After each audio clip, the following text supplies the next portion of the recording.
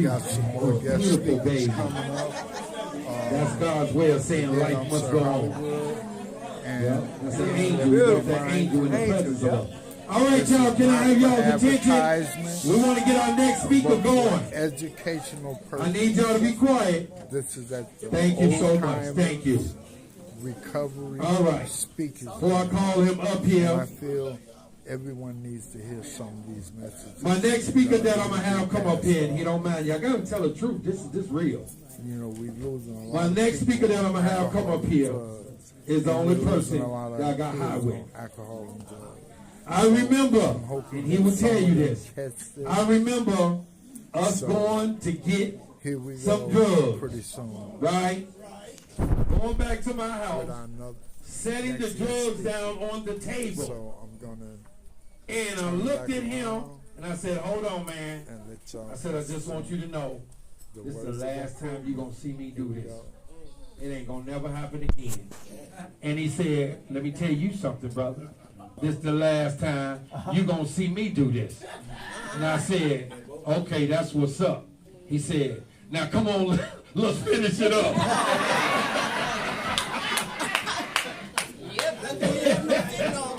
And so, anyway, long story short, I love this brother. That's a story that we share. We're sharing it as old timers here living. If he goes before me, he may come share it at my homecoming. If I go before him, I might share that story. That's a story that God gave us around here. Everybody don't have the same story. But it's a story that had an outcome that got us here today as him being one of the old-timer speakers in 2026 and me being the host of the old-timer speakers. That was our last time. We claimed that. We said that. It's over. And every time I see him since then, we had a meeting somewhere. That's what y'all should have clapped for. We had a meeting somewhere. Y'all want us to still be at my house? Y'all wrong for that, man. Man, I love this brother, man. One more funny joke. See this thing out. Okay, I'm gonna put it about right here. Try. I'll put it about right here. So I remember, man, when we took that first hit, and we went walking down the street after we done to go get some more, and we was both super geeked. Now y'all know how tall he is. You about to see. He stood behind a pole like this, trying to hide. I said, "Big man, they can see you." He was like this. Hey man, God is good, y'all. Travis said, "You ain't gonna whoop the dope. The dope gonna whoop you. Get in the ring with it and try to fight it." For real. But boy, we got a God, man, that sits high, stands high, looks low, and said, "By my stripes you are healed. And if you come unto me, all that are heavy laden and burdened, I will give you rest. I will direct you to the places, the rooms where you need to be one of my soldiers, to carry my message year after year after year." And my dear brother have been carrying the message, man, at conventions, speaker jams all over, and he gonna tell you the rest, but he been carrying it for 23 years. 23 years. Give it up for my boy for life, Papa Blue.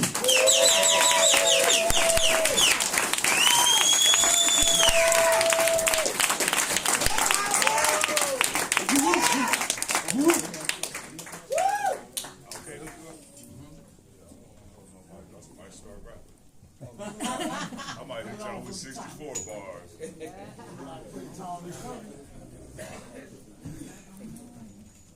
Hey, I text KG this morning and said, "What time you want me to share?" I heard back from him like 25 minutes ago. Anyway, first things first. My name's Harvey B. I'm a grateful addict. And always, they can hear me in the back. No, they can't. They can't. There you go. Can you hear me in the back now? They can hear me first and foremost, I always want to thank God for the Fellowship of Narcotics Anonymous. And I always want to thank the program for one promise: freedom from active addiction. Yes. And I want to say to all you people, I was not expecting to come in here and see this many people.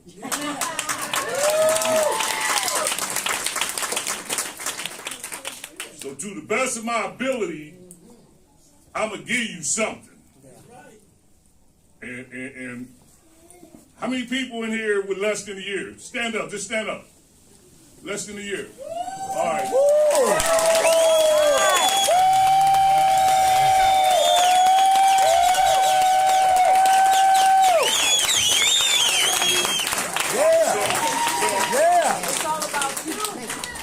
So you make the assignment real easy, because the newcomer is the most important person at any Narcotics Anonymous meeting. It might sound square, might sound corny, but we can only keep what we have by giving it away. That's right. That's right. So man, I don't know. I ain't come up here with no script, but we'll get to what I think I'm gonna do.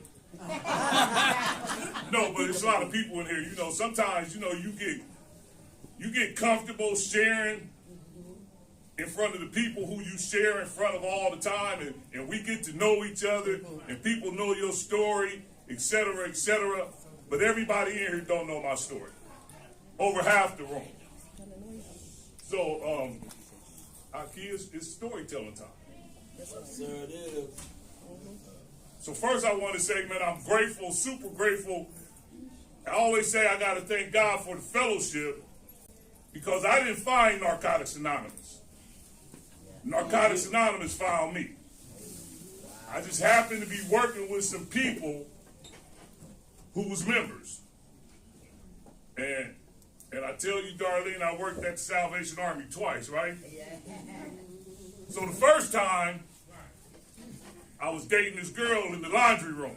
Yeah. Yeah. Yeah. Doing laundry.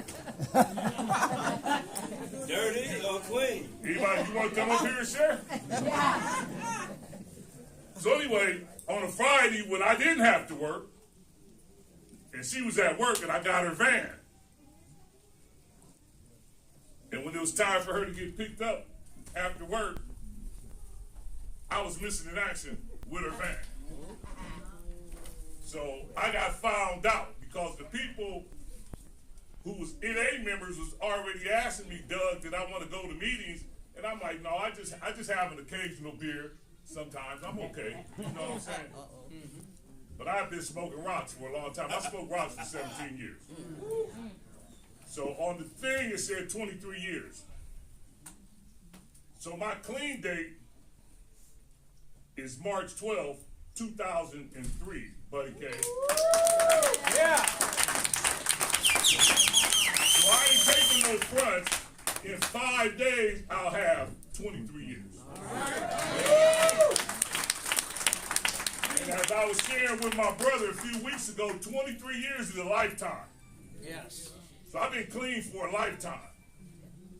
So the beauty of this thing is like we get to live 2 lives in 1 lifetime. Yeah. So just let's get with it. I don't know how much time I got, but I'm originally from Omaha, Nebraska. I'm the middle child. I got an older sister. May she rest in peace. Unfortunately, she died from the horrors of addiction. And I got a younger sister who got about 25 years of abstinence. She don't go to meetings and all that, but she don't use no matter what herself. So I ain't told this story in a while. How you doing, Betty? Good, how are you? Blessed by the best. I thought you knew.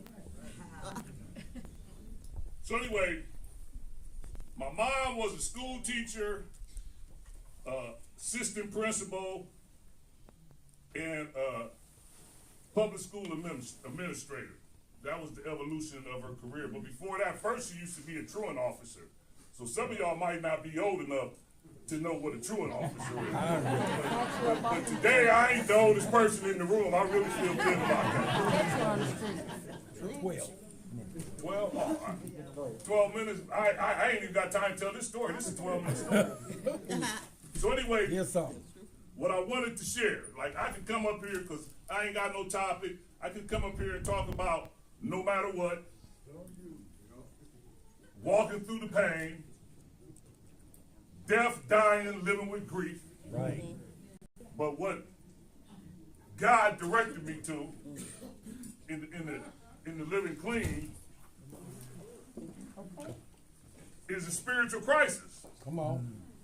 So let me just rewind back to 2025 real quick. So I had the honor last year doing the midday at Minac. And that next Friday, like I woke up and was feeling like I had a bad case of indigestion. I went and drank some water, burped, took some aspirin, went back to sleep. About 2-3 hours later, it woke me back up. And at this time, one of my OGs was living with me, so I had a roommate. But he'd leave at like 4:30 to go to work. And when he went to work, I started experiencing that indigestion that I thought was indigestion. And I lived on Golden Valley Road, not too far from North Memorial, and I just drove myself to the hospital. And when I went in and they checked me out, they said, not only did you drive to the hospital while having a heart attack, said you went back outside, moved your car, and put it in the garage. So, some things, and we share what worked for us. And my belief system is my belief system. And that's the beauty of Narcotics Anonymous for me, is that I ain't got to live by nobody else's belief system. So, sometimes you're going to need a real third step in real time. So they took some tests, and this was on a Friday, and a surgeon came and talked to me, Richard Reno. And he looked me dead in the eye. And he explained everything he had to do to me. So in real time, I had to make a decision to turn my will and my life over, not only to the care of God, but to the care of the surgeon. And didn't know at that time that he was the best surgeon in the hospital. So sometimes you get lucky. And I ain't gonna call it lucky because ain't no coincidence around here. It was already written like that. That's it. So anyway, man, I had a double bypass last April. I used to weigh 290, 285 to 290. You know, since then, I've been able to keep my weight at 260. Wow. So I feel good. You know, sometimes we don't know nothing's wrong with us until somebody else tell us something's wrong with us. So I'm grateful that Tuesday coming up will be 18 years at my job.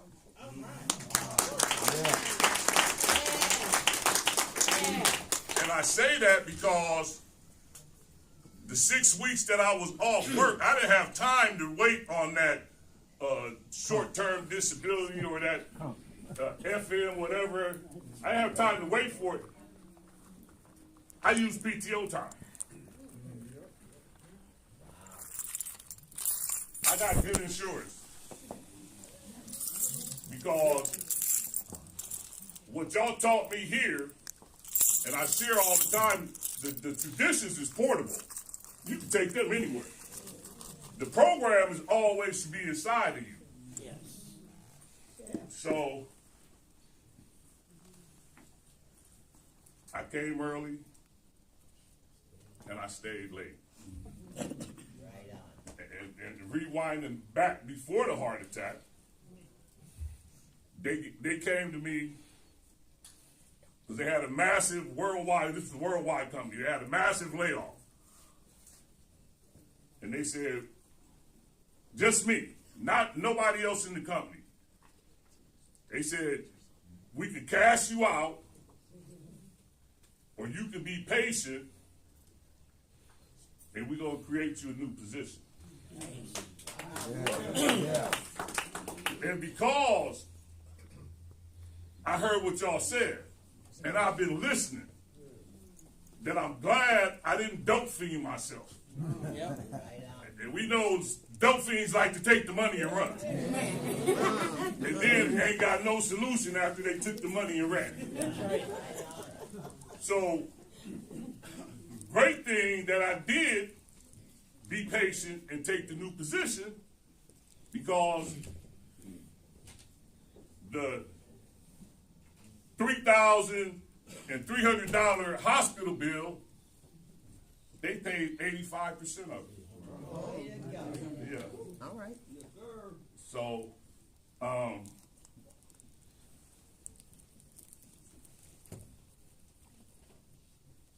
where I'm at right now, let me read this real quick. It's hard to spot a spiritual crisis. Usually it's disguised as a crisis in our relationships, finance, career, family. When we are in a crisis, we may try all kind of escapes and excuses before we resort to the steps. We can be intolerant, angry, defensive, vengeful, guilty, and resentful, testing patience and tolerance of those around us. The only way out is through. We must roll up our sleeves and get to work. These struggles often push us to the next phase in our recovery. We can come out stronger and healthier people for the experience if we're willing to do the work. So real quick, November 3rd, should I say November 2nd, at this time I was the secretary of Sunday morning. And I'm sitting there and I'm getting ready to share on at the end of the 10th step. And it works how and why. It's sharing that we get to experience long periods of serenity. But before that happened, I got a phone call from my oldest 3 kids' mom. And she never, ever calls me. Talking about I had this telephone number for 20-something years, and she's never called me once.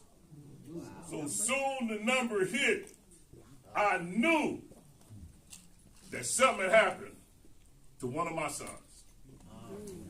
Either my oldest son, the gangster version of me, got shot or something happened to him in the streets. He live in Tampa now. Or my youngest son, my most successful son, $165,000 a year, big shot at Tyson Food, was in a car wreck. And that's exactly what it was. He's in a car wreck.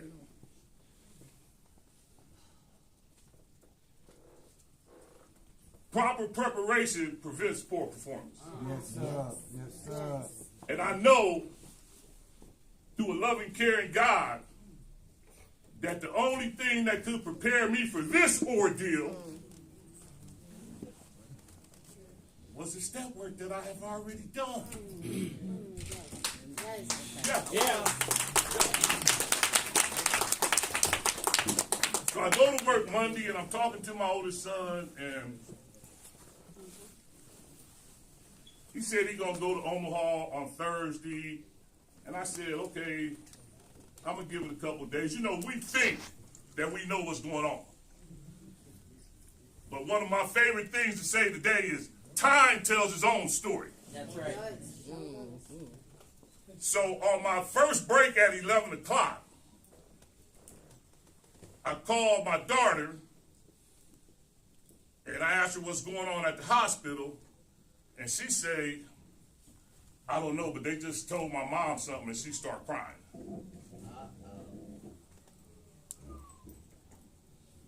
And then when I got off the phone, my manager was standing outside, and I started crying. And I told him, like, dude, they said my son might not make it. And between, talk about that quiet time, man, when the voice in your head, George, you know what I'm saying? So between my 11 o'clock break and my lunchtime at 1:30, Enterprise is right down the street. I already made up my mind. I'm going to give me a car. I'm going home. Because I need to show up for my family. Then my son texts me confirmation of this is what I need to be doing. He said, I just got on a plane. Because he had got the same information.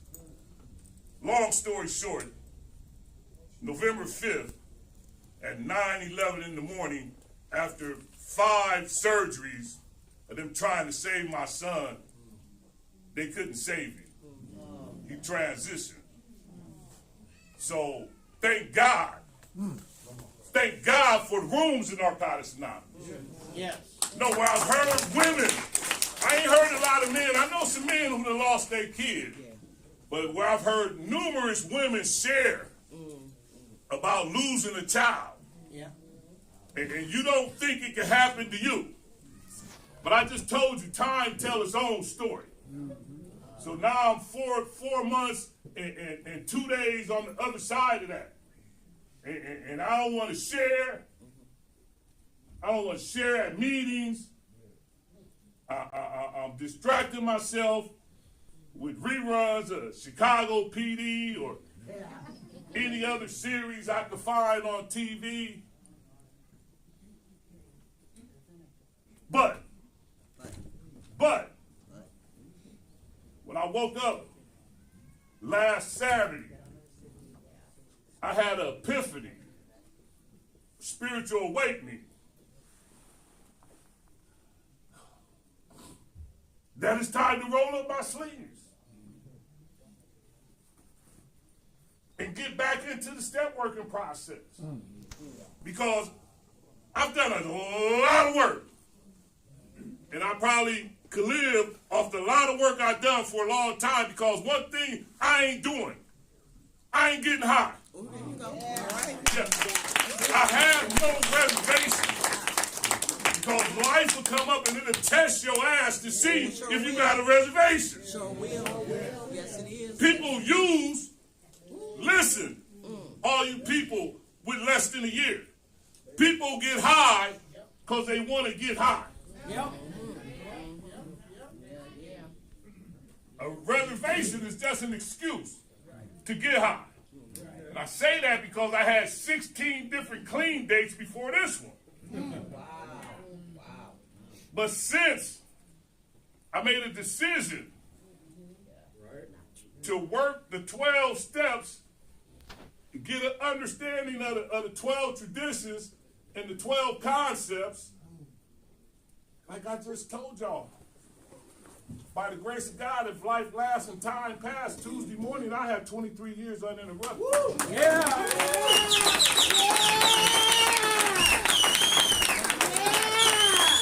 They didn't tell me I was just getting 15 minutes, but that's okay.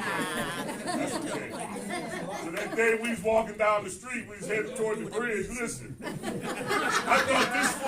thought this fool was gonna jump off the bridge. I thought he was gonna jump off the bridge. But anyway, man. Anyway. In the words of Reggie G, a grateful addict won't use, but the same addict still will. And just for today, I ain't trying to be that same addict.